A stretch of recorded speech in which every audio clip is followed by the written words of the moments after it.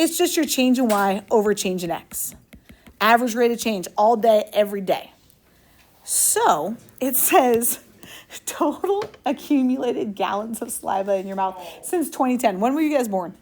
2009. Okay. Well, if in 2010, maybe this person had 6 gallons. Oh, this is total though. The accumulated. So then in 2012, they had 17 total. So they gained 11 gallons. I don't think they produced 57 gallons. Okay, so you guys, help me find the average rate of change from 2012 to 2019. What they're asking here is, are you going to know which 2 points to use? What points would we use? The 2, Lucal says, and the 9.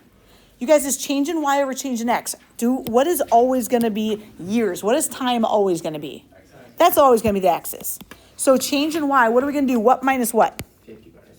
50 minus 17 over 9 minus 2. Could we end right there? Yep. Yes. Now, here's the trick. Do you guys agree 50 minus 17 is 33? 9 minus 2 is 7. If Gracie Ferris only put that, which is the right answer, she only put that for the AP test, she would get 0 points. Isn't that bonkers? So they have to see this. This is called a difference quotient. They have to see subtracting. They have to see the division. If they don't see the subtracting, they won't give you the points. So if I don't have to, I do need to put that. But does Gracie, if she puts this different quotient, does she have to put the answer? No, so just stop, right? To your point, Gavin says, hold up. It says indicate units of measure. So this would be a 2-pointer from AP. They'd give you 1 point for this, 1 point for the units. Just think, what was 50 and 17 referring to? Gallons of saliva, gross. And then what was the 9 and 2 referring to? Years since 2010. I would put every word that they put in there. If they're asking for that, I'm just going to put exactly their writing. We're going to skip that one. We're skipping. So, selected values of a function are shown in the table above. Average rate of change, again, we're just talking about slop. We're just talking about slop with an E. What is -3 and 3 referring to? Those are X's. Thank you, girlfriend. From -3 to 3, that's just next interval. From -3 to 3. They're wanting to know the slop. Average rate of change. You with me, Garris? What's the slop going to be from -3 to 3? A, B, C, or D?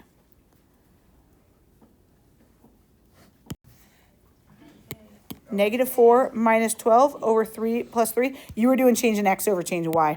Oh. Yep. Yeah. So maybe you just write this for yourself real fast. Yeah. There you go. That's all good. This next one says, hey, let f be the function 2x cubed minus x. Which of the following is going to help you find that average rate of change, or just slop, from 1 to 3? Do we have to actually plug it in? Look at those answers. No. Which one would be the slope from 1 to 3? Talk to me, Ethan. Elliot. Sorry. All right, you guys. Wait, did we answer this one? No, Ethan Elliott. You said C. Yeah. How did you know that? The change y, so the f of the point. Love f it. Of the x. Yeah. Minus the This is really like f of b minus f of a all over b minus a, if that was my interval, right, Ethan Elliott? Now we got to put this in motion. 2007. Here we go, people. 2007, the year the Hytham and Elliott were born. Wind chill. Wind velocity, V, miles per hour. Wind chill is in degrees Fahrenheit. If the air temp is 32 degrees Fahrenheit, the wind chill is W of V, where V is the velocity. So what would be my X, or my independent variable, would be that velocity, because it's like F of X. That V is my velocity. All right. It's valid between 5 and 60 miles per hour. Winds. Wow. Find the average rate of change, that's just sloppy, from 5 to 60. We can do this. Average rate of change. So I want my slope from 5 to 60. Correct me if I'm wrong. Could I say W of 60 minus W of 5? Would that be my change in Y over change in X? Let's go write that down. Did anyone get 13 point, give me 3 decimals, 13.5 050. We got to do 3 decimals all day, day. We got to go do that exact same thing when x is 5 instead of 60.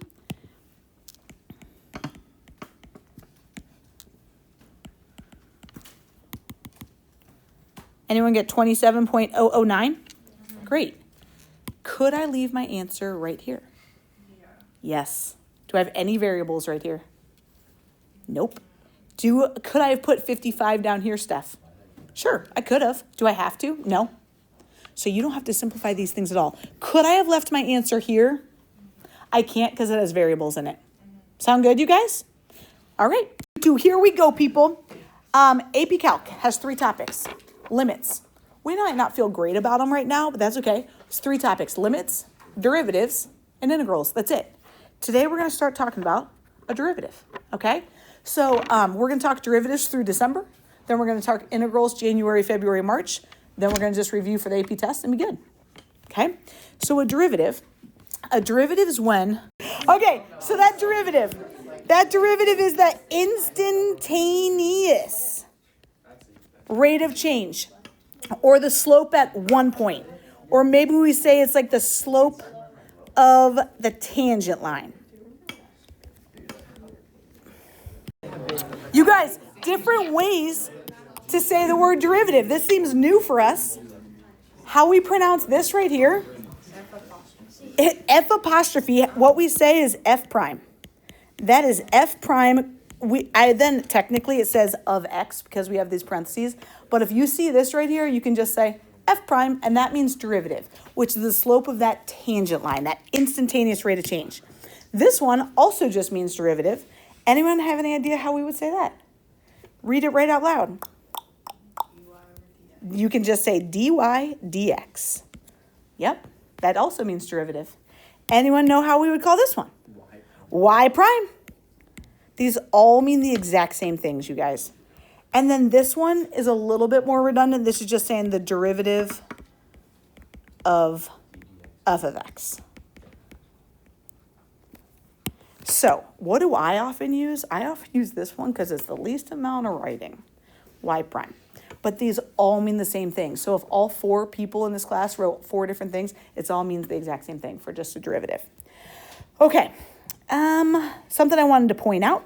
We talked about these formal definition, these rules yesterday. What's new to this today is this info right here. How do I say this one more time? F prime. Perfect. So this is saying what we were working with yesterday is finding the derivative or the slope of the tangent line. What's the difference between these two? It's that part. What do they rewrite H as? The change in X. Yeah, delta X. Is anything else changed other than they replaced H's with delta X's? The bottom, I guess. Oh, yeah, that H became a delta X too. So I'm just saying, even though this is what we saw yesterday, they can change variables on us, which does make us uncomfortable, but these do mean the exact same thing. And then this was the second formula that we learned yesterday. And what I think is confusing about this, do you agree that they've got A's and X's? Okay, this X will always stay an X. This A is when you'd actually put in like the X coordinate. You'd put in an X coordinate for the A, not the X. How confusing is that? Hate that. So, because think about it, this is always F of X, F prime of X. This is where you'd put the X coordinate in there, which I think is confusing. Okay, so I want us to practice. Let's go practice this. We're actually going to use this formula here. It says find the derivative of this function. This function, just so you guys know, is actually graphed down here for you. Bloop. X squared minus 4x, right here. Use the following definition. They want to find the derivative. The derivative is just the slope of the tangent line using this. They didn't ask at a certain point yet. They want to know what's the slope of this tangent line at any point. You're like, what are you talking about? Here's what I want us to try to do. Holy smokes, are we done in 3 minutes? Oh, my Lanta. Right, here we go. We got to plug in x plus h into my function. I got to plug in x plus h in right here and right here. Holy smokes. Let's do this. So we're going to say the limit as h approaches 0. Good afternoon, Bob.